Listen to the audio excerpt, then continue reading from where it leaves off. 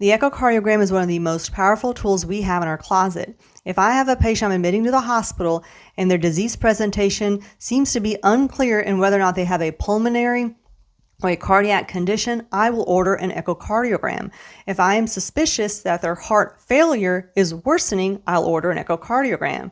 And if I feel that I cannot decide between either or I feel that their lung disease may be contributed or may be exacerbated by a cardiac condition, I'll order an echocardiogram.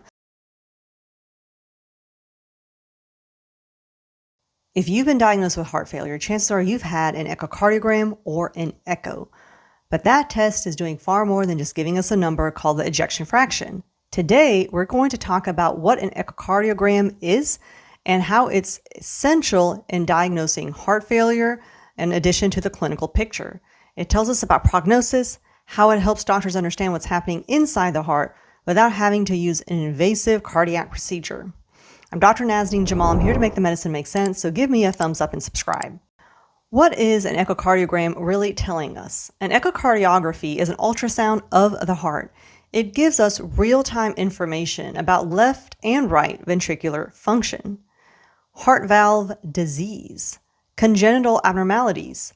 These are usually defects that happen at birth or right after birth. Pericardial diseases. The pericardial or pericardium is the sac that holds the heart.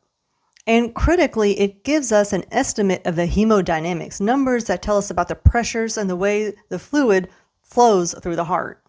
In patients with advanced heart failure, this information becomes a useful prognosis for further management. Left ventricular ejection fraction and prognosis. An ejection fraction, also known as an EF, gets a lot of attention and for good reason. The EF is the most meaningful value to the patient, and this is their takeaway of the overall function of the heart, but it doesn't give all the details. Now, there's two types of heart failure. There's heart failure with preserved EF, and there's heart failure with reduced EF. A normal range is 55 to 70%, but some labs will give a cutoff of 50%.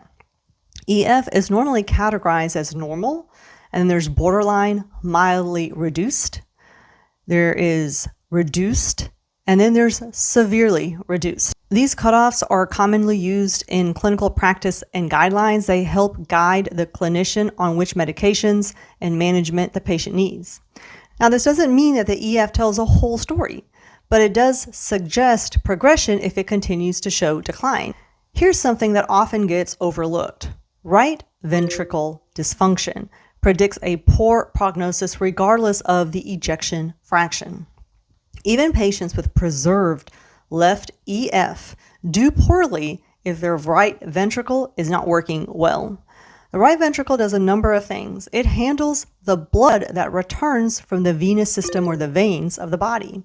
It takes that blood and pumps it to the lungs to allow for oxygen exchange, and it's highly sensitive to pressure overload.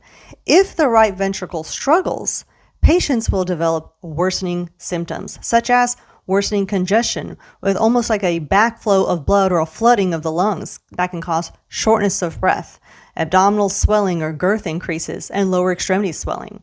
Patients will often report reduced exercise tolerance, and they often suffer from a higher mortality risk. One of the most powerful roles of an echocardiogram is to detect the hemodynamic estimations. Using a Doppler technique, experienced operators can estimate cardiac output, which is the amount of blood that is being delivered to the rest of the body from the heart. Right atrial pressures. The right atrium is the first chamber of the heart in which the blood that returns from the venous system enters. Pulmonary capillary wedge pressure. The pulmonary capillaries are located in the lungs, and this is a key spot where oxygen is exchanged from our blood into the lungs.